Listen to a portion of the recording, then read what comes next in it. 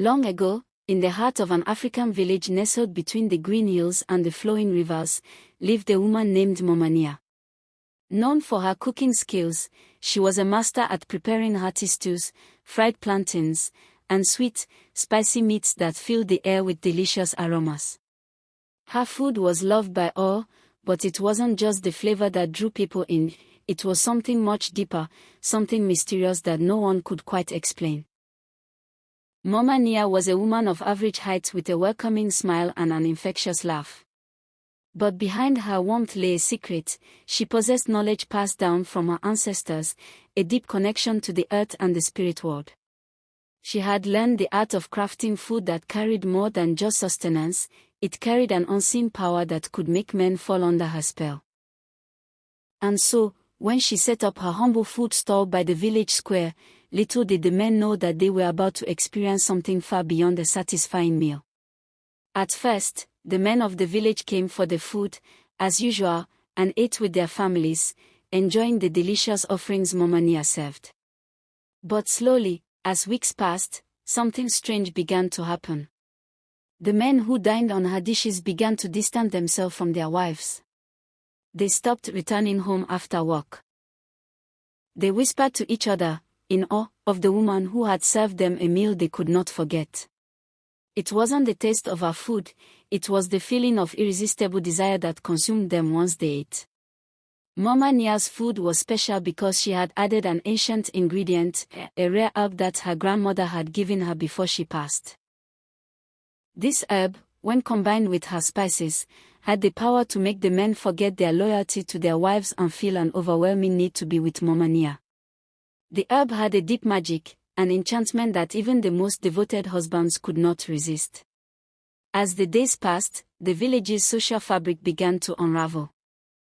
Husbands, once devoted to their wives, began to visit Mama Nia regularly, leaving their homes to seek her attention. Her beauty, kindness, and the enchanting aura around her grew with every meal she served. The village women were confused and heartbroken. They noticed their husbands changing, spending more time at the food stall than at home.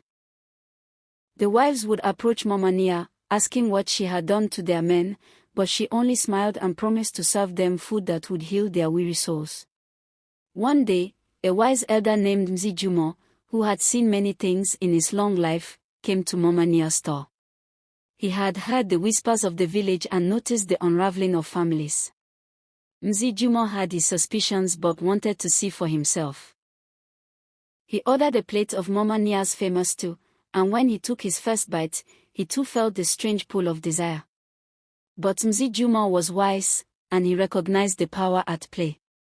He approached Mama Nia quietly, asking, "What have you done, child?"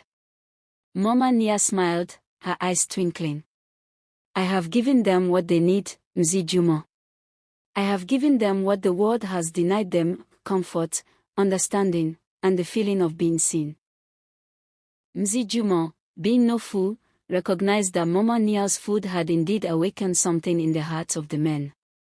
It wasn't just hunger they were satisfying, it was their deepest desires and unspoken yearnings. But there was a price. Families were torn apart, and the men were slowly losing their sense of self.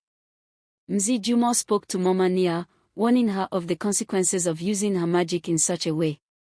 Mama Nia listened, and for the first time, she questioned her actions. She had never intended to hurt the village, but the power she wielded was too great. In a moment of reflection, she decided to stop serving the magical food.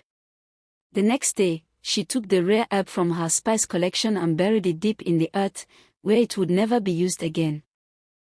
From that day forward, the village began to heal. The men returned to their wives, the families reunited, and the village slowly mended the wounds caused by Mama Nia's enchanted food. She continued to cook, but now her meals were simply delicious, filling the stomachs of her neighbors without the magic that had once caused so much turmoil. Mama Nia had learned that while she had the power to influence hearts, true love and loyalty could not be forced. They had to come naturally. And from that day on, she shared her gift with the world, but only in ways that nourished the body and soul, never again in a way that manipulated hearts.